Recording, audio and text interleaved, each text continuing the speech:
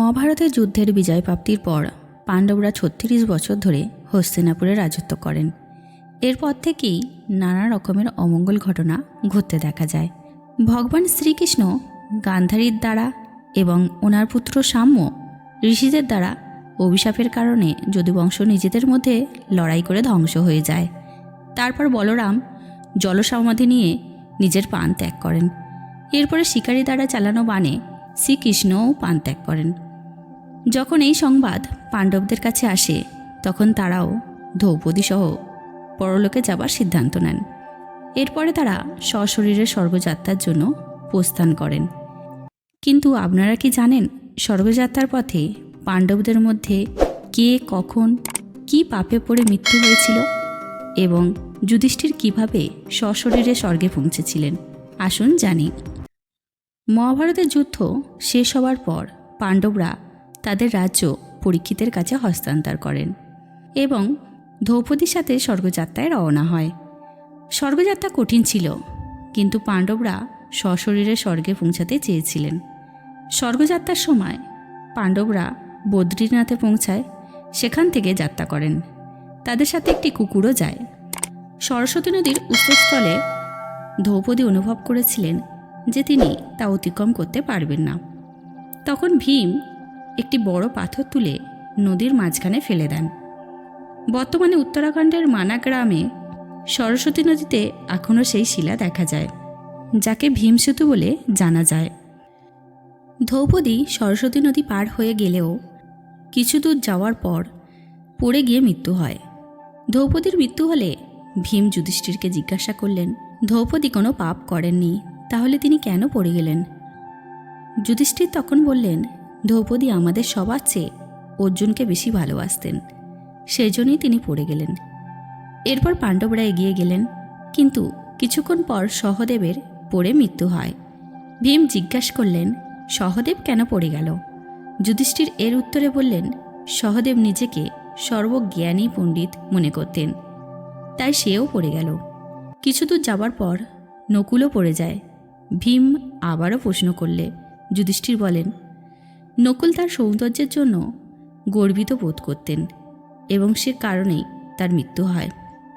এরপরে অর্জুনও পড়ে যান। তখন যুধিষ্ঠির বলেন, অর্জুন তার সাহসিকতা ও বীরত্বে অহংকারী ছিল। সে বলতো সে একদিনেই সমস্ত শত্রুদের বিনাশ করবে, কিন্তু সে কখনোই তা করতে পারেননি। এই বলে যুধিষ্ঠির এগিয়ে গেলেন। কিছুক্ষণ পর ভীমও পড়ে যান। পড়ে যাওয়ার সময় ভীম যুধিষ্ঠিরকে জিজ্ঞাসা করলেন, কেন তার সাথে এমন হলো? তখন যুধিষ্ঠির বললেন, তুমি অধিক বেশি ভোজন করতে এবং মিথ্যাভাবে তোমার শক্তি প্রদর্শন করতে, তাই তোমাকেও পড়তে হলো।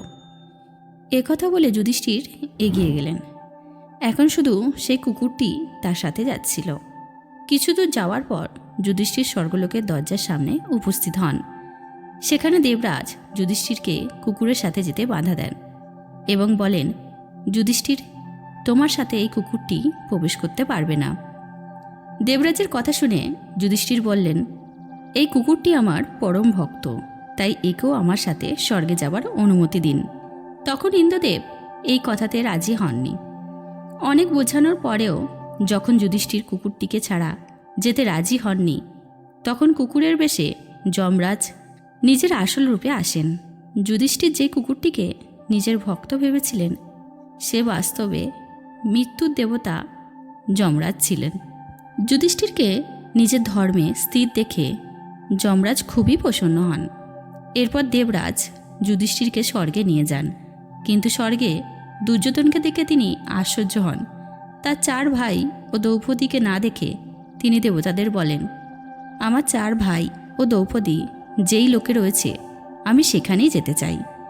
তখন দেবতারা বলেন, যদি আপনার এটাই ইচ্ছা হয় তাহলে আপনি দেবদূতের সাথে চলে যান, সে আপনাকে আপনার ভাইদের কাছে পৌঁছে দেবে। যুধিষ্ঠির ওই দেবদূতের সাথে চলে যান। দেবদূত যুধিষ্ঠিরকে এমন এক জায়গায় নিয়ে গেলেন যেটি খুবই দুর্গম ছিল। চারিদিকে অন্ধকার ও লাশের স্তূপ জমা হয়েছিল, যা থেকে দুর্গন্ধ আসছিল। ওখানে দুর্গন্ধে বিরক্ত হয়ে যুধিষ্ঠির বললেন, আমাদের এই পথে আর কতক্ষণ চলতে হবে? আমার ভাইরা কোথায়? যুধিষ্ঠিরের কথা শুনে দেবদূত বললেন, দেবতারা বলেছেন আপনি যখন ক্লান্ত হয়ে যাবেন তখন আপনাকে ফিরিয়ে নিয়ে যেতে। যদি আপনি ক্লান্ত হন তাহলে আমরা পুনরায় ফিরে যাই। যুধিষ্ঠির ফিরে যাওয়ার সিদ্ধান্ত নিলেন। কিন্তু যখন যুধিষ্ঠির ফিরে যাচ্ছিল তখন তিনি দুঃখী মানুষের করুণ কান্নার শব্দ শুনতে পেলেন, যারা যুধিষ্ঠিরকে ওখানে থাকার জন্য বারবার বলছিল। ওই করুণ কান্না শুনে যখন যুধিষ্ঠির তাদের পরিচয় জিজ্ঞাসা করেন তখন তারা কর্ণ, ভীম, অর্জুন, নকুল, সহদেব এবং দ্রৌপদী বলে নিজেদের পরিচয় দেন। তখন যুধিষ্ঠির ওই দেবদূতকে বলেন, আপনি ফিরে যান। আমি এখানে থাকলে যদি আমার ভাইরা খুশি হয় তাহলে আমি এই দুর্গম স্থানেই থাকব। কিছুক্ষণ পর সমস্ত দেবতারা সেখানে উপস্থিত হন। দেবতারা সেখানে আসার সাথে সাথে সুগন্ধিতে চারিদিক ভরে যায় এবং আলোকিত হয়। তখন যুধিষ্ঠির দেবতাদের জিজ্ঞাসা করেন, হে দেবগণ, এসব কি ঘটছে? তখন দেবরাজ বলেন, তুমি অশ্বত্থামার মৃত্যুর কথা বলে ছল করে দ্রোণাচার্যকে বধ করিয়েছিলে।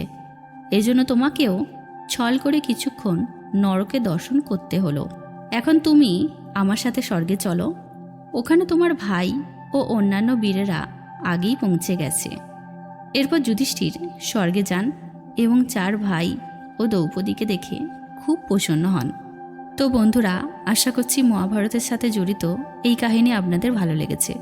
যদি ভালো লেগে থাকে তাহলে লাইক এবং শেয়ার করবেন।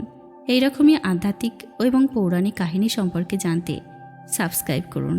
আজকের ভিডিওটি এখানেই শেষ করছি। ধন্যবাদ।